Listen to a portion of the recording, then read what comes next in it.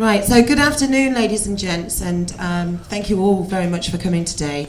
The UnSlut documentary has been put on politely by Terry Stevens from the Naked Truth podcast, from his film club as well, so there'll be things coming up in the future. I just want to introduce everybody that's here on stage, including myself, but I'm going to start with Pandora. So we've got Pandora Blake at the end, feminist porn performer, filmmaker, activist, sex worker and Sexual Freedom Award winner. We've also got Laura Renbois, who is president of the Goldsmith Sex Worker Solidarity Society and student sex worker. And next to me we've got Jerry Barnett, who's, I always get this word wrong, technologist, is that right? Author and free speech advocate. His experience of working in the porn industry helped him understand the extent of slut shaming against porn stars and other sex workers, and this was one of the driving forces behind his formation in the Sex and Censorship campaign and his book Porn Panic on anti-sex morals panic, and that will be published this summer. My name's Charlotte Rose, First Lady of Sex. The reason why I call myself First Lady of Sex is I've got a very, very long title, so I won't bore you with details, so if you want to know, just Google it. So what we're going to do is we're just going to go through each of the panelists today and just get their view of how that documentary, how it felt, made them feel, what they thought about it. So Pandora, if you wouldn't mind starting us off, please. I found that documentary profoundly moving. I hadn't watched it before, and it felt very, very real, really relatable. I really felt like I know people this has happened to, or I could imagine myself in that situation very easily. And I was really impressed with the way that the case was made, the different interviews. I thought they were very articulate and really on point. Like, I couldn't have said it better myself. I think that slut shaming is... I wasn't necessarily expecting how much they were going to make it about rape survivorship and sexual assault and the difficulty of bringing your perpetrators to justice when you've been labelled a slut. But I'm really, really glad that they focused on that so much, because this is a life or death issue for a lot of people, particularly for people who go into sex work for whatever reason. It can be a life or death issue whether or not you're outed or whether or not you face stigma in your life as being a sex worker. I know people who have had their children taken away from them, their homes taken away from them, because it's come out the kind of work that they were doing to make a living. And so this sort of stigma against a woman who's sexually active, or even just has a reputation for being sexually active, this carries across all for kind of the whole of society. And it's the same underlying ideas that a woman shouldn't behave in this way that manifests, whether it's stigma against sex workers, against people who are, actively taking control of their own sexuality and behaving in a way that pleases and empowers them, or just people who are caught up in the crossfire of this kind of labelling and wrongly, categorised as someone who's behaving in that way. So it's a really, really serious issue. It makes me incredibly emotional to think about, the fact that as a sex worker and as a porn performer, if I ever do try to bring someone who rapes me to justice, I'm going to really struggle with it, because there's so much evidence that they could use online that I'm someone who, enjoys sex. It makes me incredibly angry and very frightened, actually, as a woman. So I really do think we need to be having these conversations, and I think the film had it exactly right, that sex education is the answer. And that as people who work in the sex industry, it's naive of us to not have this conversation. No one who works in the sex industry is playing into that virgin whore dichotomy of just like, oh, I'm just a slut and that's all there is to me. We are all human beings, we're all multidimensional, and all of us know how to enforce our boundaries in terms of whether we're sexualized or not in a given context. So I think it's really important that we have this conversation, because no one deserves to be treated this way. Thank you, Pandora. Laura, please. I think that it was really moving, and it really echoed some of the experiences that I had at school and secondary school, and even in university. I think at the moment university is one of the places where the most sexual assaults happen to people our age, and where the most people are also getting into sex work. And at the moment, it's really difficult to have these conversations about this and to talk about sex in a very open and frank and understanding and informing way. And at the moment, we really suffer from a lack of sex education, and they're getting rid of it, as Charlotte's been working on. But in university, there's none of it at all. You can't get any services for STD checks in my university. They don't even give out condoms anymore. And at the same time, there's a growing culture where people like see women as being available and demonize them even on campus. I'm a sex worker myself, and I remember when people found out about the work I do, and especially because I have an online presence, it's very easy to like pin me down and be like, oh, she's a slut, she does this, she does that, and people spread rumors. And I think it's really hard to be a woman or to be a sex worker and express yourself sexually in a whole society where people aren't okay to talk about sex, and people still see it as a thing where people act upon your body, and it's not something that you have your own control over. And I think that's something that we really need to change. We really need to take this message, especially from this film, especially as people who work in the sex industry, to give a good message about consent, because we're in a really good position to show people what the good consensual practice is and how you can take ownership over your own body. And I feel like sometimes we're missing out on that, and that we really can really spearhead a change by really focusing on that and giving a really good example for how you can have your own bodily autonomy. So I think this film's really important, and I think it's really important that we take conversations away from this and we tell our friends about it, and we try to be good advocates as well as being performers. I think that's really important. Thank you very much. Jerry, what was your thoughts? Yeah, that's the third time I've seen the film. It's a very emotive film and very sad. The way I came to kind of political activism around sexual freedom was basically because of slut shaming. I've been around the porn industry for about 20 years now. I've been involved in some kind of sexual freedom activism for about 10 years or so. But it was about 5 years ago when a stripper friend started telling me about groups that were chasing them, that were harassing them. Let's say slut-shaming groups, organised groups of slut-shamers, politically organised under a banner of anti-sex feminism. And a friend of mine who is a stripper and a porn star was the one who introduced me to a particular group, which, I'm not going to name it, but she ran her own striptease business, kind of gentlemen's private dances and this kind of thing.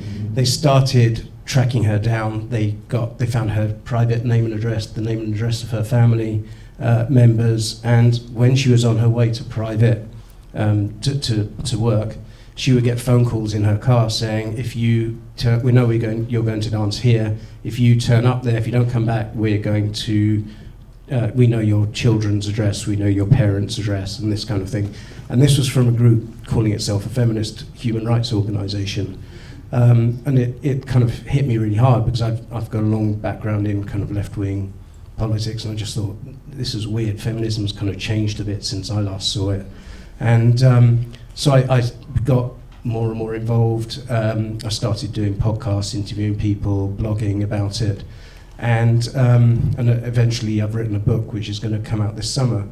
And the extent of the slut shaming in the film is very straightforward and simple, but what shocked and horrified me as a kind of loyal Guardian reading, Labour voting, is that so much of it comes from those quarters. And the Guardian is one of the most vile slut shaming rags that there is out there. It took me by surprise. And they went to war on Miley Cyrus, they went to war on Beyonce, and they dress it up as objectification or cultural appropriation or racism, or the kinds of they find accusations that will be acceptable for Guardian readers. But what they're doing is slut shaming people. The Guardian ran a big campaign, which I documented, to get music videos censored. Beyonce was mentioned at the end of that video.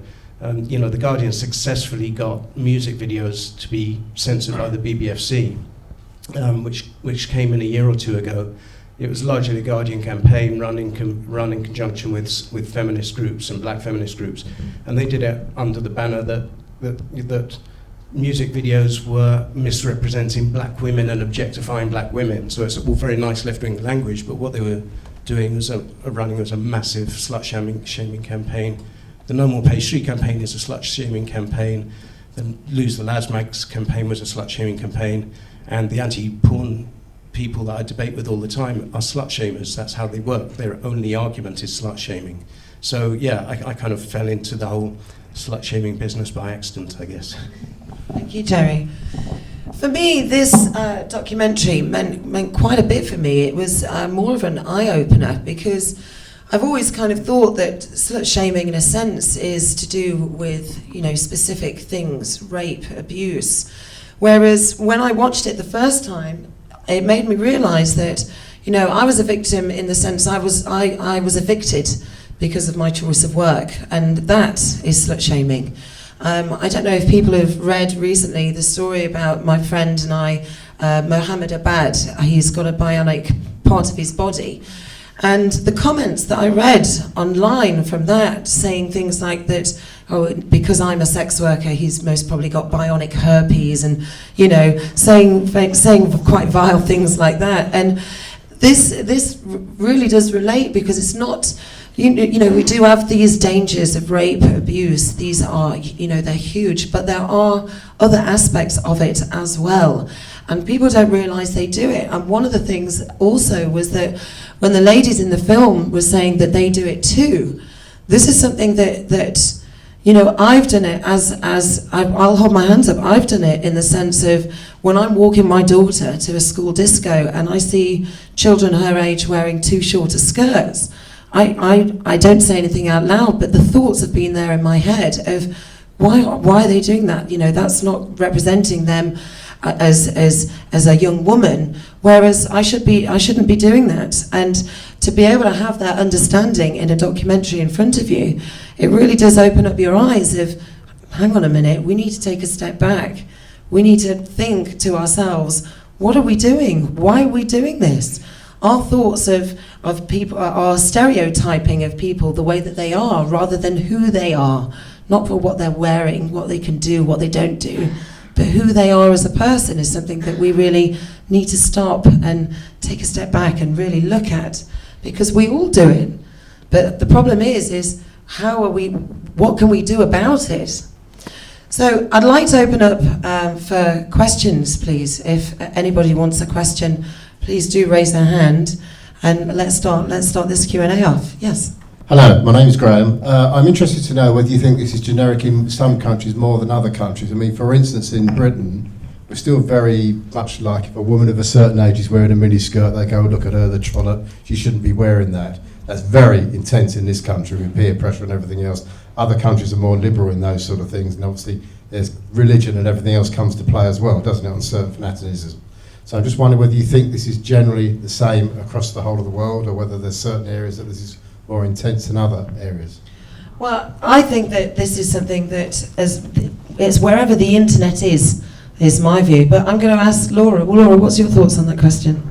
I think that across the world, when I'm Polish student, so I've studied some things to do with sexual violence across the world, and I think across the world, it does often come to be what people perceive to be the woman's blame, and that it's the woman who's acted, who's transgressed social norms, and in other ways too, maybe it's not by wearing like how long your skirt is. Maybe in different countries there's a different cultural signifier that someone's acted outside of the norms or something like that. But I think it's endemic, and I think you can't really escape it. And I think especially with the growing of the internet and perceptions people pick up from there and TV, then even if different cultures were different, with globalization, these ideas do come about and they spread. So I really think it's endemic everywhere. I don't think it's just the UK. Thank you, Laura. What about you, Jerry? I think it's a universal human condition, but it clearly clearly can be dealt with, and it clearly is far worse in some cultures than in others. I think, you know, the more sex is stigmatized, the more slut shaming you're going to get. So, you know, you get, I remember, I don't know if it's still a thing, but in the US South, you had the wearing of chastity rings. So girls were encouraged to wear chastity rings to show that, you know, they still had their virginity, and that's what a fantastic way of slut shaming girls. You know, that wouldn't necessarily happen in much of Europe.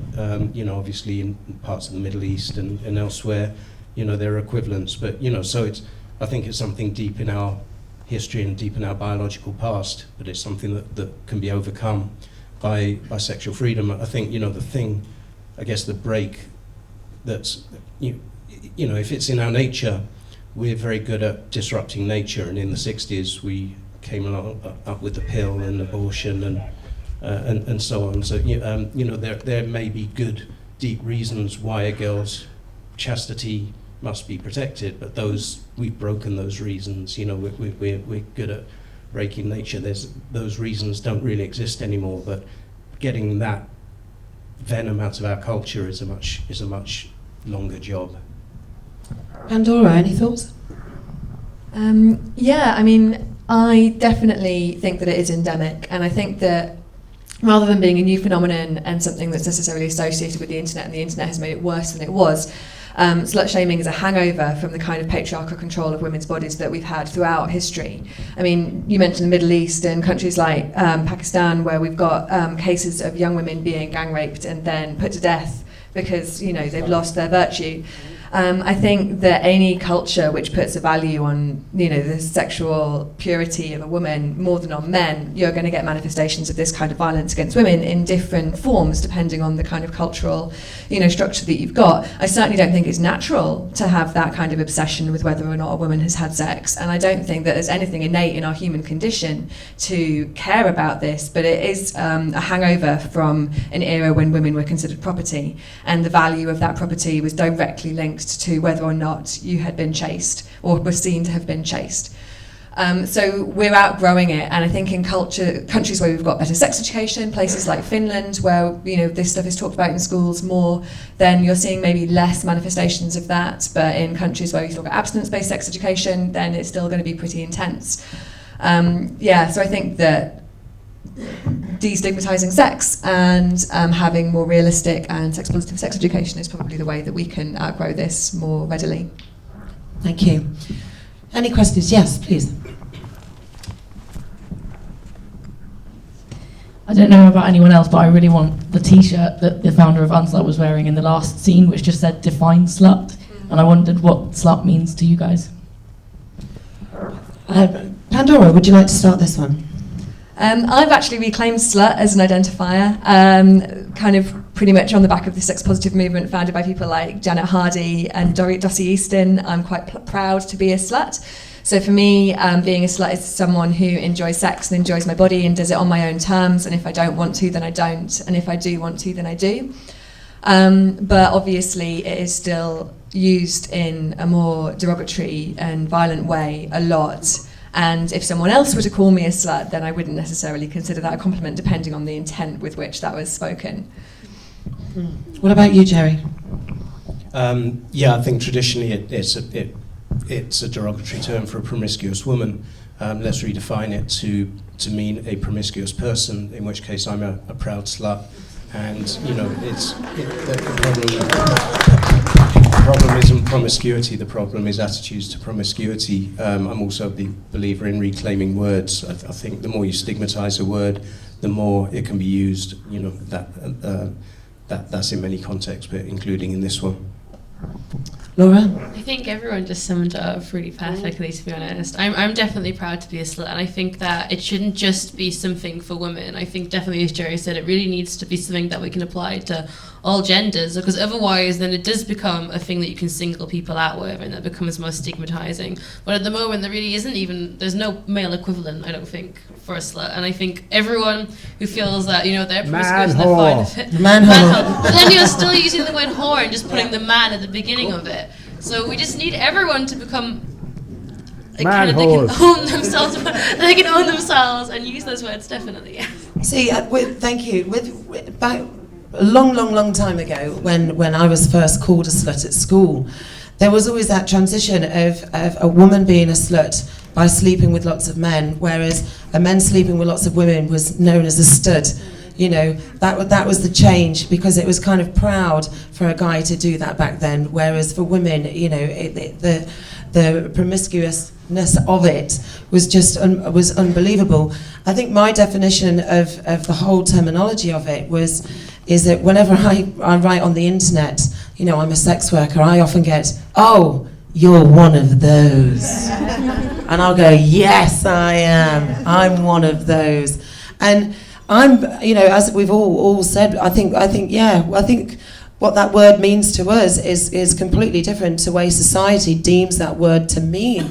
And I think that by you guys being here today and us, I think we've stated we're reclaiming that word, definitely. Yes, we are? Yeah, there we go. Yes, there's a gentleman with his hand up at the back. I'm George. Hi, George. Do you think it's a gender thing more than all through my youth? You know, I'm an old fart now, so I've never had a problem with so-called sluts. If a girl did the business, I wanted to be a friend, if that makes sense, and I did my best to be a friend. So I was never pilloring her, throwing things at her. But if a bloke does the business, like you said, he gets a pat on the back, a bottle of whiskey, and he's a stag, he's a stud, he's a good lad. But if a girl does it, the girls seem more bitchy with other women than they do with the guys. They always seem to, meow and scratch at the other girls, and you think, I think she's great. You know, she does the business. Whereas the other, yeah, she's a slut. And I think it's a feminine thing myself, personally, anyway. I mean, Jerry being the male on the stage, how would you answer that? Through the difficult one at me. That was my surprise when, as I said, 5 years or so ago, I had this awakening at the amount of hate that was thrown at porn stars. I knew a lot of porn stars by then and some strippers and stuff. I was expecting it to be fuddy-duddy old Daily Mail readers, you know, vicars and those kinds of people, and it wasn't. It was people's girlfriend. It was of the people that were watching it. Yeah, I mean that's one of the things. There's a lot of women who hated porn stars because their boyfriend watched porn and that kind of thing. It was very heavily a very heavily female movement, and it's the anti-sex movement of our day, whatever forms it's taken in previous eras, has defined itself as a feminist movement. I'll leave other people to argue whether it's real feminism or not real feminism, but it appears to be that way. I can see you're eager, both of you. Go on, Laura, I'll let you go first and then Pandora. I really think that the way that women slut shame other women is a kind of way of reaffirming like patriarchal values or people trying to establish what they think is feminism and how they think a good woman should act. And it's very much about the definition of what a good woman is and how a woman should use her body. And I think then the idea that women kind of like try to keep that in check or kind of like construct that through like old Christian or just old outdated morals is one of the big things. But then I do also think that men also definitely do slut shame as well. Well, also I think some men are more open like with sexuality, and especially in this room we're going to have more people open with sexuality. But then a lot of men and women all come together to kind of make this idea of what's good for everybody, and what's good for everybody isn't being a slut, isn't being a sex worker, apparently, which is definitely wrong. But I think that's where these ideas kind of come from, like a big kind of like idea of morality. Pandora?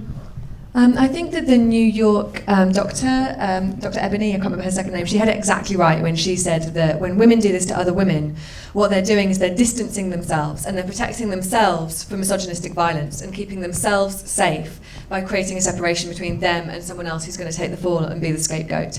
I mean, the whole history of why a certain branch of feminism is anti-sex worker is rooted in a classist divide. At the end of the late Victorian era, you've got middle-class women fighting to establish themselves as professionals and starting to establish themselves in the professional sphere as social workers, which means that they're telling working-class women what they should and shouldn't be doing in their marriages and in their homes. And when you've got like women starting to try and be, for example, professions like judges, like the first case in Canada where a woman judge was making the ruling, it was actually a prostitution trial. And the defence said that the woman should get off because the judge didn't have the right to make this verdict. So he used that misogynistic shaming of this woman's professionalism as an argument against her. And so that woman had to then uphold the verdict and say, no, this woman should be put away. And so in this way, by patriarchy limiting the amount of power available to women in total, they make us sort of fight amongst ourselves for the scraps. And so I see a lot of, well-meaning middle-class women trying to reclaim power for themselves, like white feminists, by throwing other women under the bus and saying those women over there, those are the enemy, those are the ones that are dirty, and we're good women, we're okay. But it's not serving anyone. And I think that if you look to the way that trans women of colour and sex workers in the society are treated, and if they're not treated well, then no woman is going to be treated well. So we really need to be working kind of from the bottom up to try and claim power for everybody, because if we're just doing it from the top down, it's not going to work. Well, that was good. Any more questions? I can't see. Yes. Hi, my name's Roz. It might be slightly off-piste, this question, but I enjoy porn, but it takes me a long time to try and find porn. Sorry, is that better? That's it. Sorry.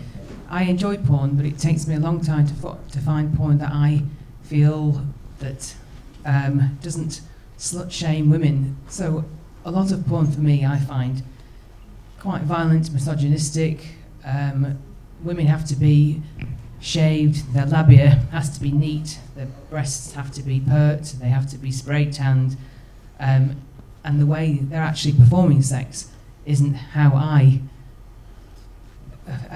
find a turn on. So what I find difficult is to try and understand, is that slut-shaming in a way as well, or I'm just very interested to hear your views on that. Sorry, are you asking are you shaming those particular women? No, or? I'm saying that the majority of porn that I see, I feel often slut shames women. They have to be a certain way, they have to look a certain way. There's no vaginal hair anymore, there's very little labia, there's have to be a perfect body. I don't know, Yeah, I can understand what you're saying. I mean, one of the things you've got to always remember is that through the majority of pornography, the things that's being asked for is consensual. So the people that are performing it are people that want to perform it. I mean, just going back as well, mixing it in with the last question, you've got to remember that the whole point of being a feminist is arguing of the right of a woman to choose. But when feminists argue against other feminists, that takes the strength away of what a feminist stands for. Me personally, I'm not a feminist, I'm a humanist. Because I believe in the right to do whatever somebody chooses to do, providing it's consensual and it doesn't harm a third party. One of the things with pornography is we're changing. I completely agree. I think the point is, I feel like they're not doing it because it's what I think they're just trying to conform in lots of ways to please. I think what she's Pandora, do you want to answer this one? Because I think you said this last time that we were talking. Can I just try and wait till the microphone comes? Right here. If we can just answer Roz and then we can come to you. Yes, Pandora, please.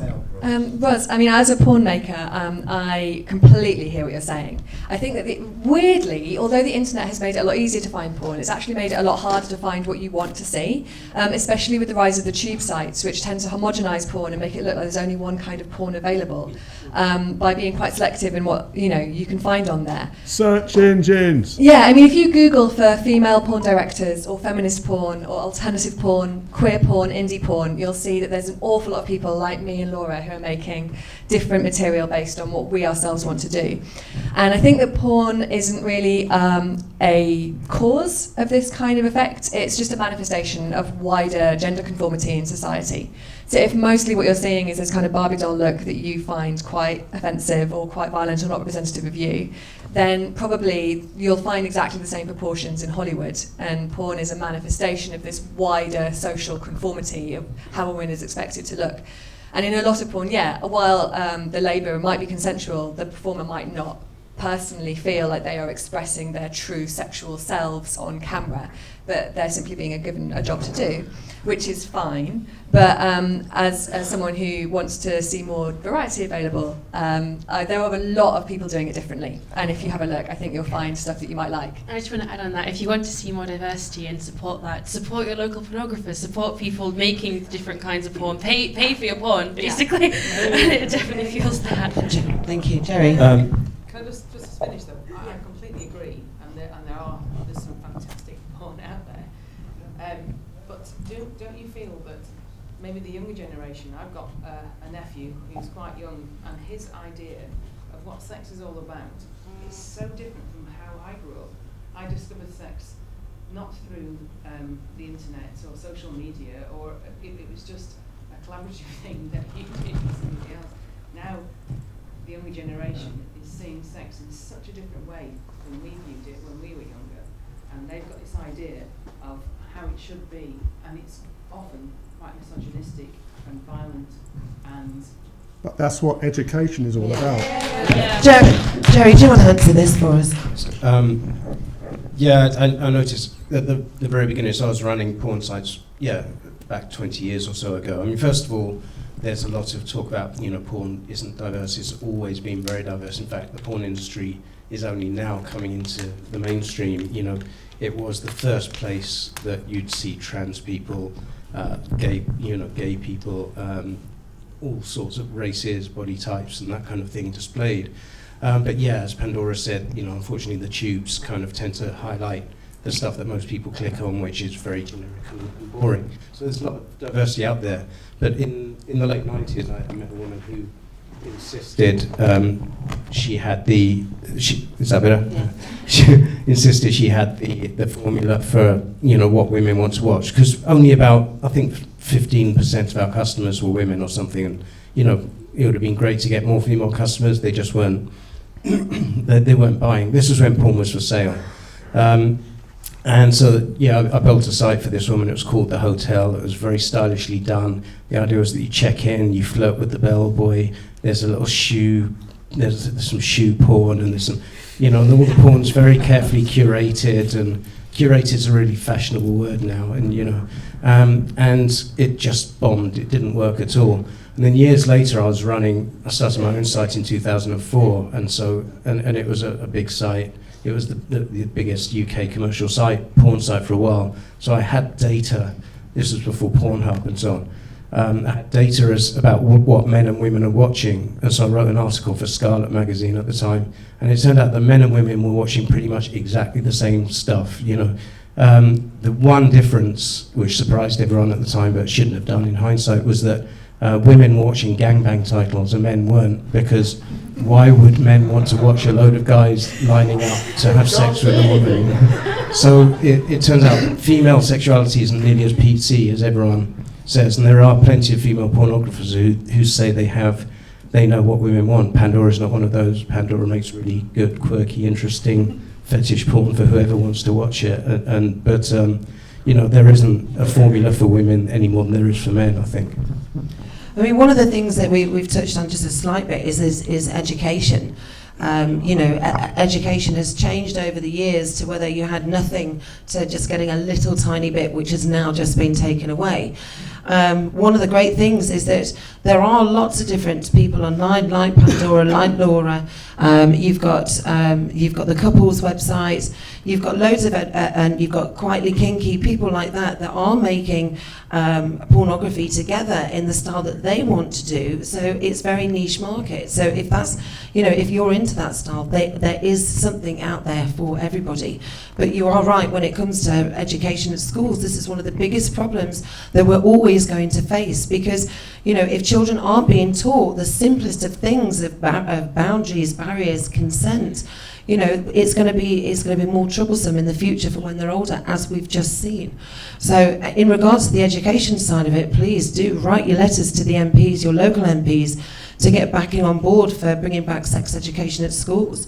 I mean, I know that, I think it was yesterday or this morning that I read that Labour is trying to bring back certain parts of PSE within schools, and this is something that we all really need to fight for, because being informative and being educated in the things that we're doing today when it comes to sex is so valid for teaching the next generation on how, to be able to put those practices in place to be respectful to others and consensual to others. Just a very quick yes, one. If you're worried about talking to your son, there's a site called bish.co.uk, which I really recommend. It's aimed at young people and it's excellent. It's exactly what we kind of want to see in terms of sex education. Yeah, Justin Hancock, isn't it? Yeah, he's brilliant. Yes, question? Well, it's not really a question, it's more of a statement. To add to what you guys are saying, I've just come back from AVN, and a lot of the porn that they're making now, there is a lot more women that are active in this industry. So we are there. We are there. I make fetish porn. So for me, it's a whole complete different way I look at how I choose to empower myself through my porn. I have a 15-year-old. We're dealing with slut shaming right here, right now, and I just think that a lot of it is to do with the way people do not talk to their children, and they do not have honest conversations with their children about sex. And that's the bulk of it. Thank you. Sorry, this gentleman down here on the front row. Sorry, at the time I was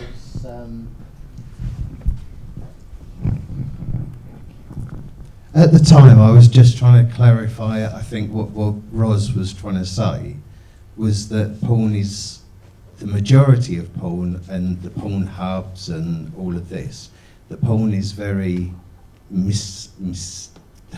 I can't say the word. Misrepresented? No, misogynist. Misogynist. Misogynistic.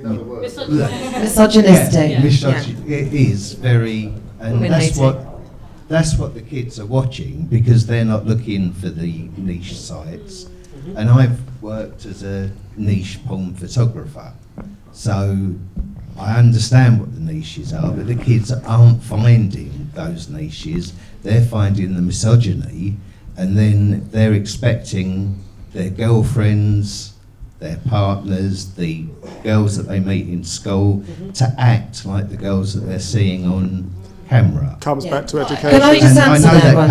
I know that comes to education, but it's going to be really difficult to get the government to, if they can't talk about how sex works, it's going to be very difficult to get the government to talk about consent and well, the government's answer is to block it. Can I just add to this? This is one of the things that I had struggles with when I ran for MP. I got asked to join another political party, and I went over there to have chats with them because they were concerned about the fact that I supported porn. And one of the questions that was asked to me was, a lady said, "But what if my son gets my phone?" And I said, "Well, what about it?" And she said, "Well, he can access anything he likes through it." I said, "Well, that's not pornography's responsibility. Adults and parents need to take responsibility of having," what this lady has just said, "discussions with their children about these sort of things." So, you know, I know that you Pandora, you can come in after me, but we've all got to take responsibility for our actions and not have to, and not kind of think, okay, it's the government's responsibility to teach my children what should and shouldn't be done. As parents, we need to take responsibility for those actions too. And I've got two children. I've got a daughter that's 15. I've got a son who's 16. My son has already had sex. My daughter hasn't. But I've sat down and I've had those conversations with my children. I've had intimate conversations with my children, because my daughter, when I was talking to her about sex education at school, she watched a cartoon video of bunny rabbits having sex. Now, as far as I'm concerned, that's not teaching my daughter how to have sex. I had to take the responsibility myself and tell her that, despite whether I'm a sex worker, despite whether I'm a sexual trainer, I'd still have that conversation with my children, because we've got to a point where we're in a society where we can't be open and honest about sex. It's not something that should be frowned upon. It's a natural human act, and we should be talking to each other about this act in a natural human way. Yeah, I totally agree with what you say, Charlotte. You don't, obviously Jerry knows what my stance is, but I'm completely with you. You know, it is about education, but kids are having kids. Yes, they are. And that's the problem. Yeah. The kids aren't educated. We're all educated. Are we? I'm just coming back on that and something Ros said earlier. I mean, actually, you know, I'm an old git, and all my friends are moaning about how the youth of today, blah, blah, blah, blah.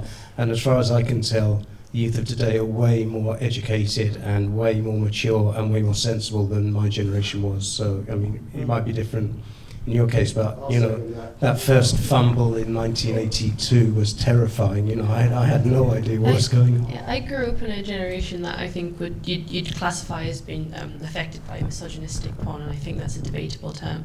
And I honestly don't feel like that affected the sexual experiences I've had. No one's ever asked me to emulate anything that they've seen in porn, really.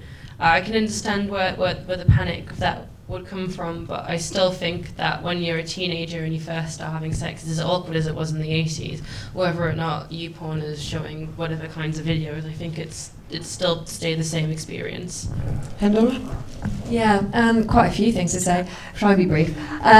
So firstly, I think that when young people are encountering porn online, context is really, really important. And if they're watching stuff on tube sites where it's been chopped up and edited together without necessarily showing the full play... sorry to interrupt, we've been told 1 minute by this lovely lady. So yeah, I mean, I don't want to be just on a one note kind of song on the tube sites are bad, but I do think that a lot of the porn that you might be describing as misogynistic or slut shaming, where women are being portrayed as slutty or called sluts or shown as doing things that are unrealistic, if you actually watch those videos on the source website that they come from, you'll get a very different picture. And so this feminist reading of kind of classic mainstream porn as misogynistic often erases the experiences of the performers on set and a lot of the context with which that material is published on its original format. And I would be very happy if it was actually illegal to kind of reproduce porn out of context, because I think that showing the interviews and showing the full play and the dialogue and the build-up and the behind-the-scenes interaction between the characters, which you'll probably get on the members' site, is essential to understanding what's happening. And certainly it's possible to edit any scene just taking a bit from here and a bit from there to make it look like a violent frenzy without any humanising aspect. But that doesn't mean that that's what happened, and that doesn't mean that that's what that porn video is actually like. And secondly, I think that young people are quite critical, more so than we give them credit for. I mean, I grew up of a generation which had access to porn when I was still in my teens. Certainly I could see porn online before I was old enough to have sex, and I found it nothing but beneficial in terms of expanding my horizons, and I certainly knew that what I was seeing was no more real than the fantasies I was reading in erotic fiction books that I picked up from second-hand bookshops. I definitely think that more sex education can do nothing but good, but let's not patronise young people. They do know that porn is fantasy, and if they're perpetuating, misogynistic or violent actions, then I don't think the problem is porn. I think the problem is that we still live in a very misogynistic and violent society. Thank you.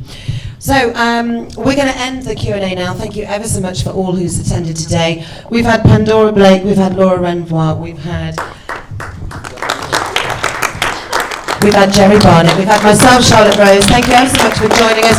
Can we also give a big warm welcome and round of applause to Terry for putting on today. And if anybody wants to find out more details, they can go to the Naked Truth Film Club, which is on Terry's websites, many websites. Thank you ever so much. And we look forward to all seeing you at the after party this evening.